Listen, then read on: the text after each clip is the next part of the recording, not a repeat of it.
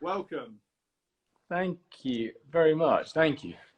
So I think we should probably get going. We've got a lot of people joining us, which is fantastic. So first of all, many thanks to the Barking Heads team for inviting Pets as Therapy to take over their channel. It's very trusting of you. I've certainly not done this before. Welcome also to our guest this evening, James Middleton, who's joining me for this live session. So hi, James. Hello, everyone. But actually, we have a few more guests. I have a few more guests with me here. So we have Ella, who's sat with me right now. We also have Inka. So there's Inka, who's here as well. And then Mabel. Then there's Mabel, so both Ella and Mabel are the therapy dogs. And then we have one more, Zulu. And then we have Zulu as well. Hi, Zulu. So we've got the whole gang here. But hey, so if you hear any random noises or scratching or panting, then it's not me, it's the dogs. Well, I was lucky enough to assess Mabel at Crufts, not this year, but the year before. Exactly, yeah. It's lovely to see Mabel again. Yeah, no, well, she's really coming to her own, actually. She turned 3 this year, and it's sort of each year she sort of is getting better and better, and but she still is a puppy at heart, I think, though. Inka, stop it. Absolutely. She's a beauty. Well, all your dogs are, and they're so well behaved. Well, you might hear me say Inka quite a lot, because she's probably the naughtiest of but in a cheeky way, which is quite sweet. There's always one. Yeah, exactly. Well, look, it's so good to have you with us this evening, James. So thanks for coming on. I just wanted to give a very brief overview of Barking Heads, just to let people know how this has kind of all come about. So essentially, for those of you who aren't aware, Barking Heads is a dog-obsessed business. It's built on absolute passion by a group of people who truly get dogs and cats, and they absolutely love them. So they make food full of high quality meat, fish and other natural ingredients, containing everything needed for a happy, healthy dog or cat at every stage in their life. And their story began back in, I think it was 2008, when Dave, Paul and Jim created this fur-filled empire, and the number one priority was to make a higher quality dog and cat food. Why though? Well, because they felt at the time that there wasn't this product on the market, and today Barking Heads is now a vibrant, fun, healthy, ethical brand that produces this top-notch food with no tricks and no hidden nasties. So why then have they decided that they would like to team up with Pets as Therapy, and how have we come to being here this evening? And essentially this is because of this joint love of dogs and cats, and how these wonderful pets of ours can provide huge support to the people within our communities. And if you weren't already aware, today's actually this week is actually Mental Health Awareness Week. So Barking Heads wanted to recognise the amazing work that our PAT visiting volunteer teams do. And I know, James, you probably have, well, you've got some experience of it, but you've also probably got something you might want to add to what we've just said. No, absolutely. I mean, first and foremost, I think, animals are unsung heroes in our lives, and from my own experiences with suffering from mental health and depression and anxiety, it was over the last sort of 3 or so years that I really discovered how much animals were actually helping me, but I didn't really immediately realize. And that's actually when I discovered Pets as Therapy, because over the time Ella came to all my therapy sessions and various other events, and she was that person that actually I could talk to, but without being judged or anything. I don't know. She was a very good listener because she couldn't interrupt me. She could maybe put a scratch, or she distracted me from various things, and that's when I sort of thought, actually, there's something here, and discovered Pets as Therapy, and straight away In fact, I think, Mal, I spoke to you and managed to get an assessment, and Ella was then sort of signed up not that long after. And ever since then, I've sort of, I don't just think it, and I don't just think it. I truly believe that animals are medicine, and they really are incredible for sort of our own well-being. Absolutely, and I can see some of the comments that are coming through on the Barking Heads Instagram channel. A lot of people are saying, dogs are truly medicine. So I think there's a lot of agreement with that point. So hello to everyone that is actually joining us. I will try and give you some shout outs throughout, but we've got quite a lot that we'd like to talk about this evening. So yeah, rest assured, I'm not ignoring you. Welcome, and I hope you enjoy this broadcast. Mabel just fell off the sofa. Oh no. He's just getting himself too comfy. So I now wanted to just kind of tell people a little bit about the charity Pets as Therapy, so I work for them. And James, your position within the charity is our ambassador, but you're also a volunteer with Ella and Mabel. And Mabel, exactly that. And I really hope that in time I could, more of the dogs can become registered. But actually, on a Pets Therapy visit, you can have one dog per registered handler. And so actually, the reason why Mabel became assessed was so that my fiance Elise could come with me as well. Yeah, and it was great to assess Elise with Mabel. So yeah, it was really fun. So in terms of the charity itself, it was actually founded back in 1983 by a lady called Leslie Scott Ordish, and the reason it came to fruition was that Leslie was absolutely appalled at seeing people from within the community who had been used to having a companion animal at home suddenly find themselves in a position where they could no longer have access to that companion animal. So initially it was the likes of people that were maybe entering retirement homes, nursing and residential care homes. So she started the charity so that people could take their pets in to visit those people, and the charity has grown from there. So there's still care homes, but there's also hospitals. We visit schools, we visit daycare centres, hospices, prisons, and one of the really interesting things that's developed more recently is because of the, thankfully, greater awareness of mental well-being, we're getting a lot of corporates and organisations asking for visits from our volunteers. So that's really positive, but it does lead us on to another issue that we face as a charity, and something that we're trying to address, which is that the demand for our services far outstrips our ability to meet it.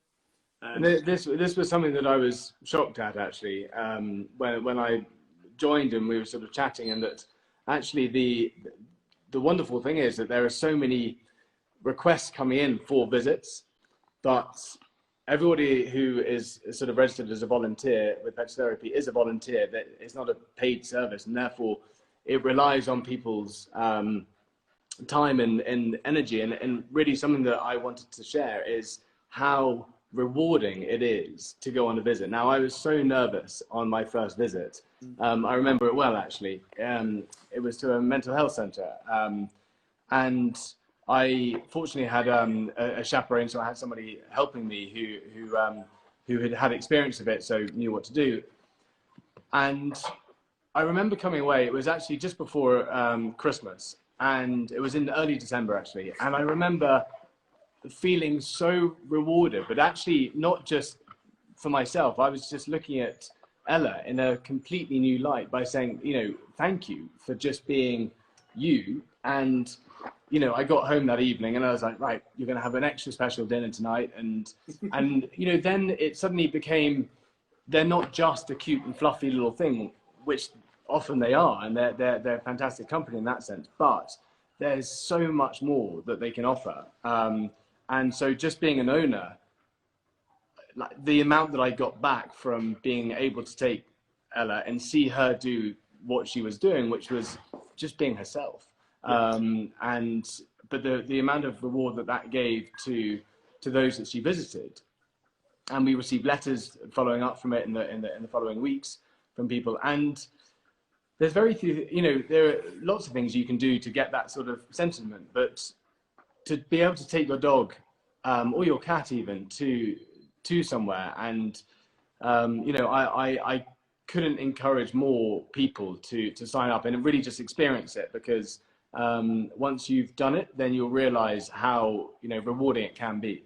Yeah, absolutely. And I think there are so many people out there that share your view on it. If you've ever owned an animal, if they're part of your family, you realize what you get from them, the joy and the comfort.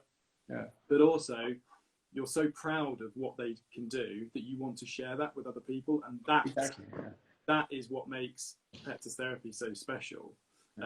It's that love of sharing the companionship of their animals with other people in the community. Because often, there's a lot of people who I visit and they will say, look, I love animals, I love dogs and I love cats, but I'm not, I'm not in a circumstance where I can own one. But actually the visits that you are doing, or it gives me the exposure of being able to, but without the commitment. And, there's another visit I remember going on, and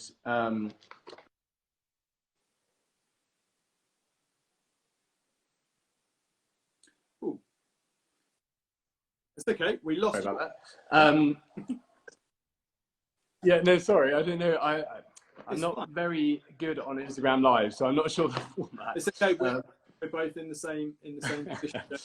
But no. Sorry, I was saying I went to the visit, and there was just somebody who there was on the whiteboard. There was that James and Ella were coming to visit, and they were going to be in the tea room, I think it was, and there was a few people came in and went past, and somebody I'd seen before. And anyway, there was this one person who kept on walking past and putting their head in the door and looking, but not having the confidence to come in. By the end we were there for a couple of hours, and by the end, we were sat on the floor. Ella was arms up in the air on the back, and we were actually chatting about Land Rovers and our love for Land Rovers. But this person is somebody who, I think they were an elective mute, so could choose to talk if they wanted to, but most of the time wouldn't. And people who'd known him for over a year had never actually heard him speak. And then suddenly we were in this conversation, and I felt like that was, the only reason why that actually happened was because of Ella. Yeah. So scenarios like that are, if it wasn't for her, we would have never had that conversation. Yeah. And the other thing as well is that, in terms of being a volunteer, there's absolutely zero time commitment. So you don't have to, it's not like you have to go once a week. You could go a couple of times a year, and that would be more than enough, really, to be part of the Pets Therapy volunteer team. It doesn't require a huge amount of commitment. It just requires, it requires a dog or a cat, and actually animals in general can be signed up. In fact, Matt, I'm not sure. Is it just dogs and cats? Yeah, it is just dogs and cats. And actually, we're going to be talking about numbers in a little while. Yeah, I mean, it's just what you just mentioned. It's one of the incredible stories that we get coming through. Testimonials of how it's these breakthrough moments that the dog or the cat has been able to enable that a human has never been able to get to.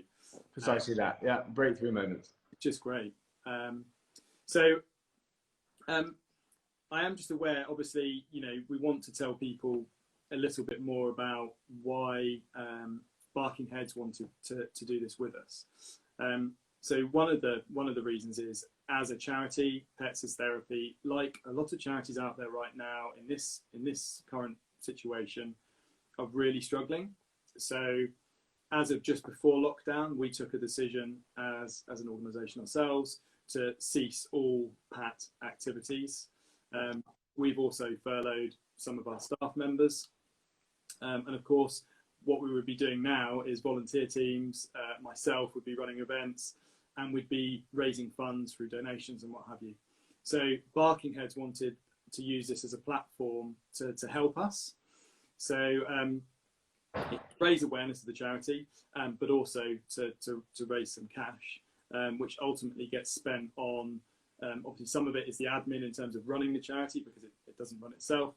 But then some of the money too is obviously to build the service, and we're heading in the right direction, but we just need to keep it going, especially when we come out of lockdown, because the feeling is that there's going to be quite a strong mental health kind of backlash from this, because of the social isolation that people will have been experiencing. I mean, I know myself, being at home with the children, it's been incredibly difficult. So if you're alone, you know, it must be awful. So they also wanted to help kind of highlight the part that is played by dogs, and the people who volunteer, what they do and how they help people. So I thought it might actually be quite nice, instead of me saying some examples from within our community, we've got a volunteer here, James, and how, you know, your dogs have helped you and continue to help you. I know you've mentioned it a little bit earlier. It's obviously it's an ongoing thing. Over to you, James. No, it is, and I think actually, you know, you're absolutely right, Matt. That you know, there is going to be a knock-on effect, and I think actually charities like Pets Therapy are going to be in sort of, there's going to be a huge demand for you know, the I suppose the aftermath, but the important thing is that, you know, actually Pets Therapy can continue to operate, and that the sort of the vital sort of funding streams that you would usually rely on have dried up, and actually, you know, you have to be evolving and using your initiative to figure out new ways of doing it. And so actually, you know, this is why it's fantastic that the likes of Barking Heads, who I know they love their dogs and cats, are willing to do this for Pets Therapy. And actually, I think it's, you know, if we can raise some money, it's, you know, a little bit can go a long way.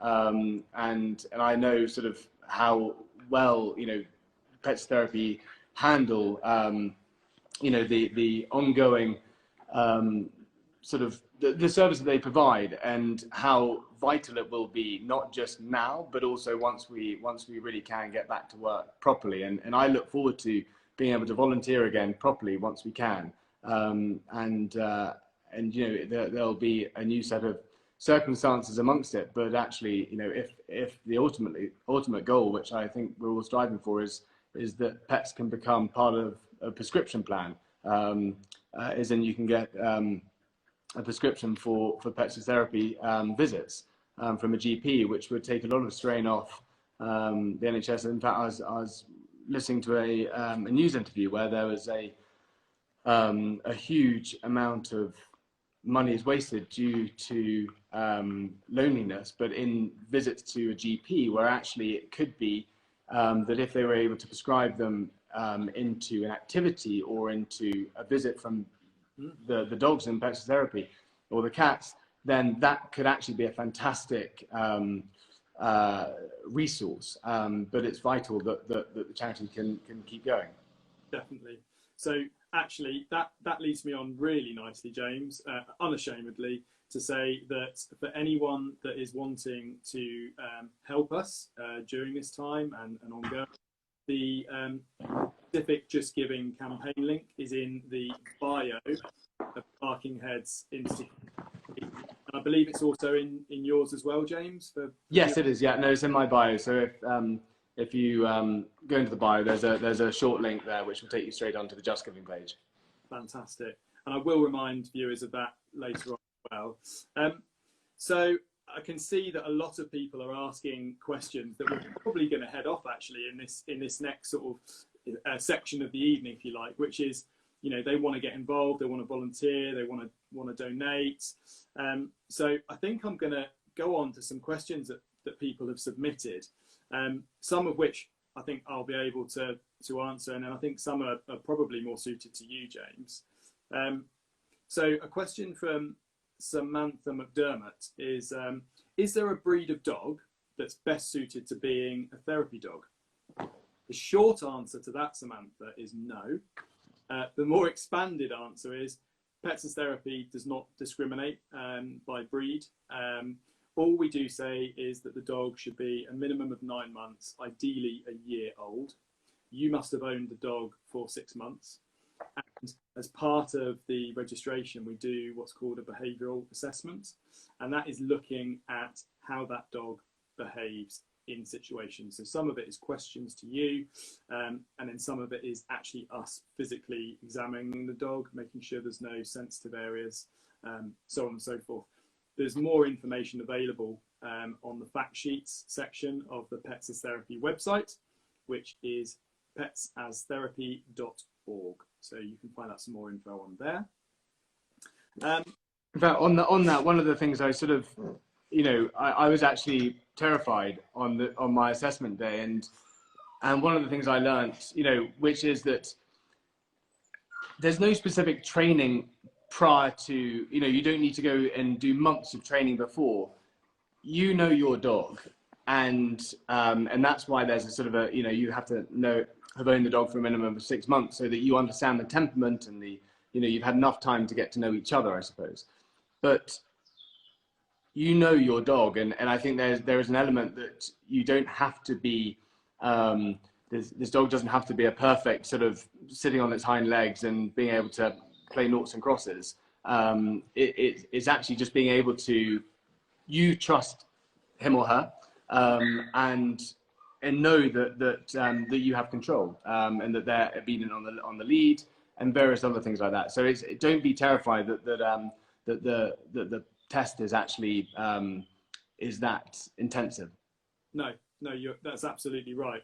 And in fact, as part of, we did a promo video a couple of years back, and half of that video was dedicated to showing people the key parts of the assessment. So again, you can view that on the Pets as Therapy YouTube channel.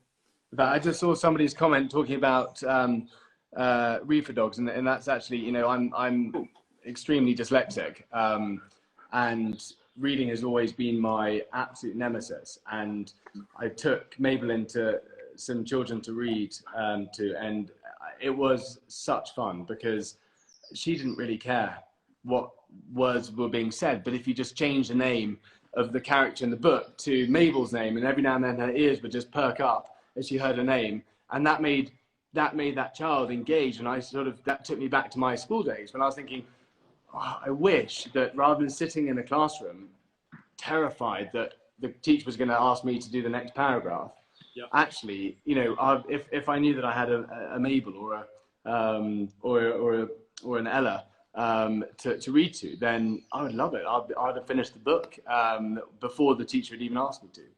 It's and that all leads into the effect that the animals have on us. So there's an amazing amount of relaxation, and it's been proven that the cortisol levels within which is a stress hormone, are actually reduced in the presence of an animal, in particular dogs and cats. So if you've got a child that is struggling in a main classroom environment with the reading, feeling judged or criticised by teachers and peers, in the presence of a therapy animal through the Read to Dog scheme, they're much more able to relax and engage and just enjoy. Well, exactly that. I mean, they're non-judgmental. It doesn't matter which way around you say something, or if you stutter on something or it doesn't quite make sense, they will just still listen. And actually listening is a really, really important tool in this. And Mabel and Zulu are currently not listening. They're actually on their backs having a wrestle with each other. So sorry if there's some background noise. Not at all. Not at all.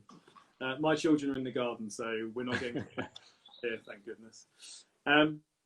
So the other question we had was from a doctor, and I'm apologising if I mispronounce this.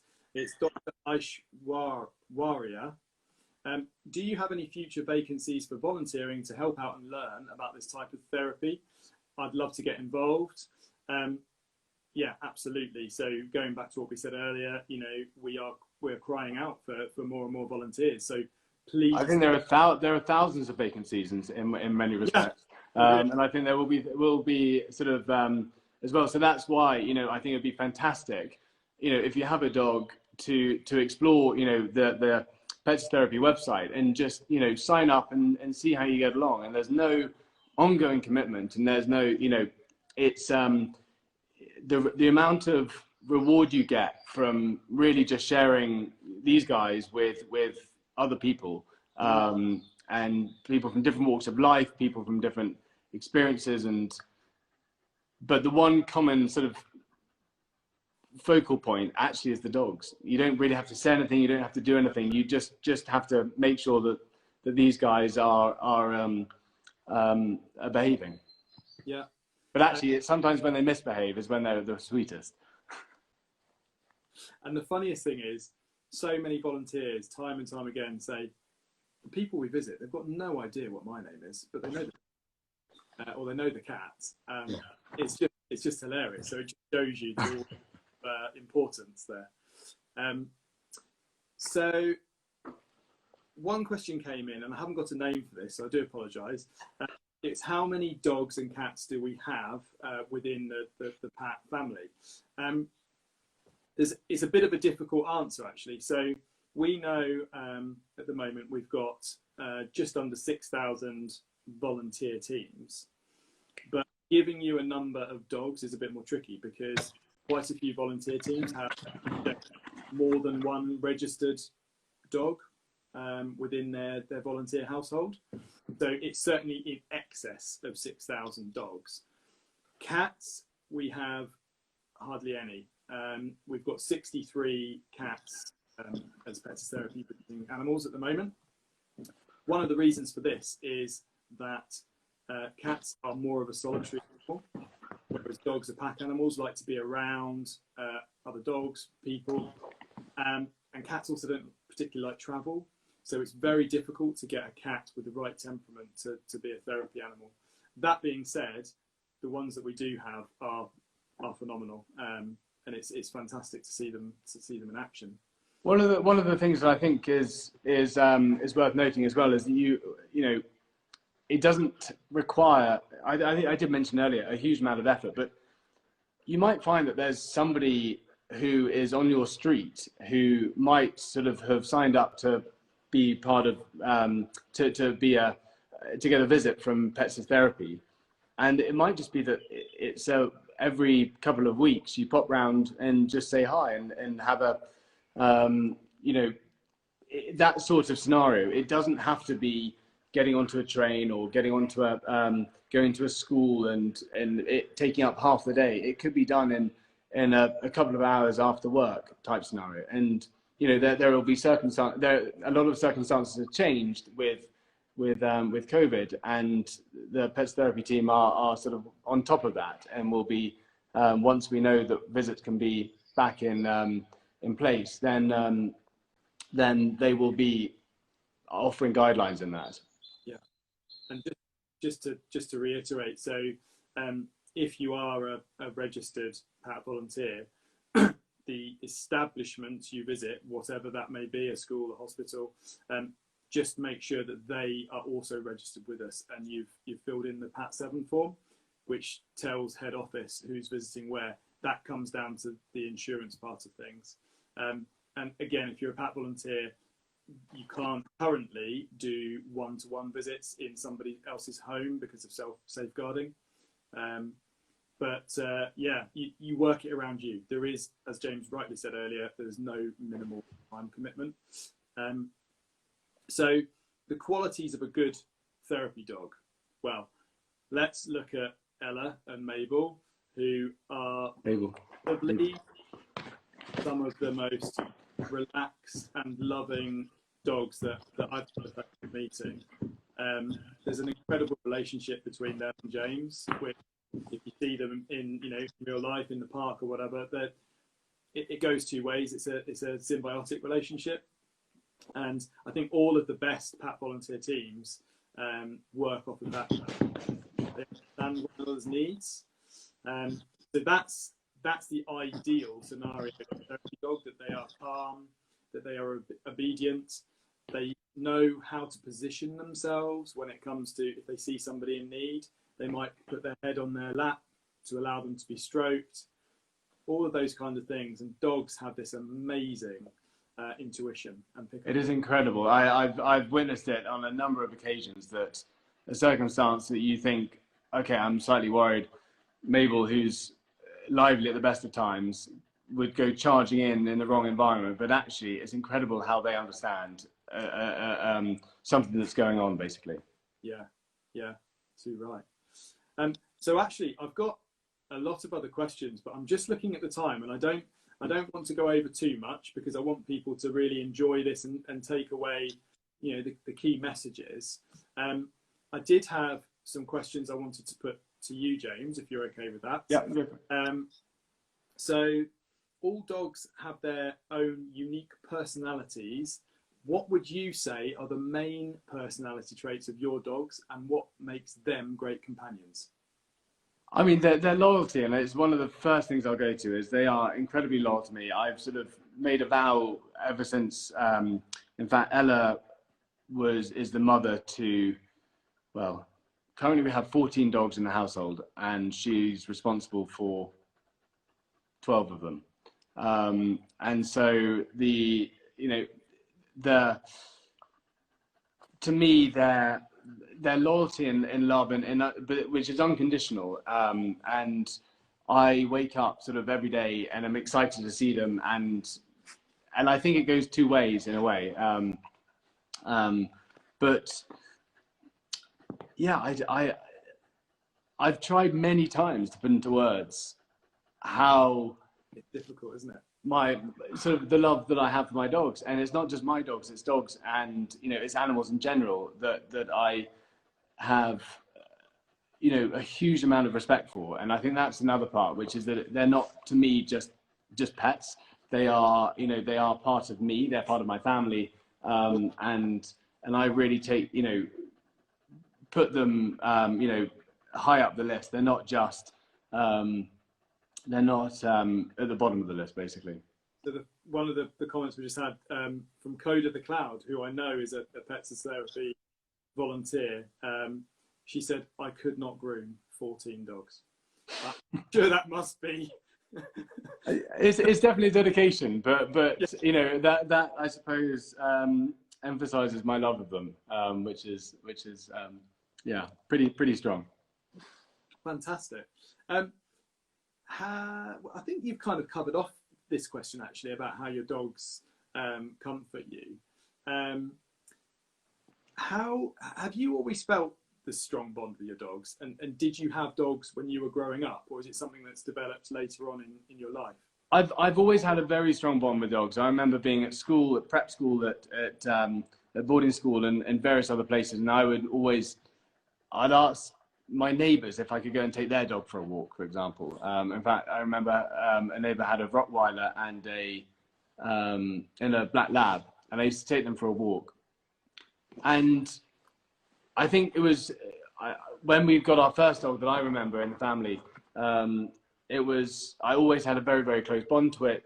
She knew all my secrets, and I think it was early on then that I started to sort of really connect with dogs and understand them, and I felt that they understood me. But it's not just my own dogs, but when I did get my own dog, and Ella was really my first truly my decision dog, if you put it that way. I think that's when my life sort of, I made that commitment in my life that I will have dogs, and hopefully hundreds of them, until the day I die. That they will always be surrounding me. Oh, that's wonderful. Yeah, we can see the love that you're getting right now, actually. Yeah, no, I know. So, what is your theory on this connection we have with dogs, and how do you think they know that we're struggling?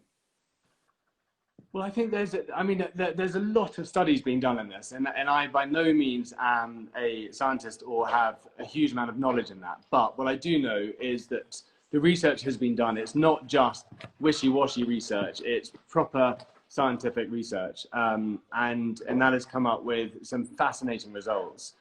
dogs are being used at the moment, are being trialed on sniffing COVID, I believe, and they have been trained to, there's anything from hearing dogs to seeing dogs to sort of alert dogs for low insulin levels. And the amount of, they're not just, excuse me, they're not just one dimensional. They can cover so many different areas, but then it goes back all the way to the label.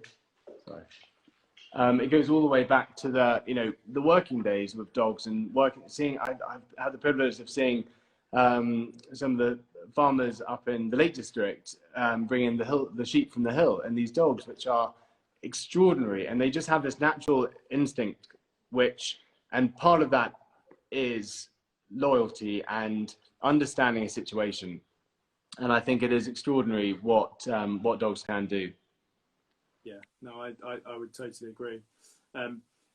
There's loads of comments coming in. I saw one a little while ago, and I've made note of it, which was a lady is saying just how phenomenal it's been with her pet home, helping the children get through this lockdown period, because obviously all children are sat at home. They're not socialising with their classmates, doing anything.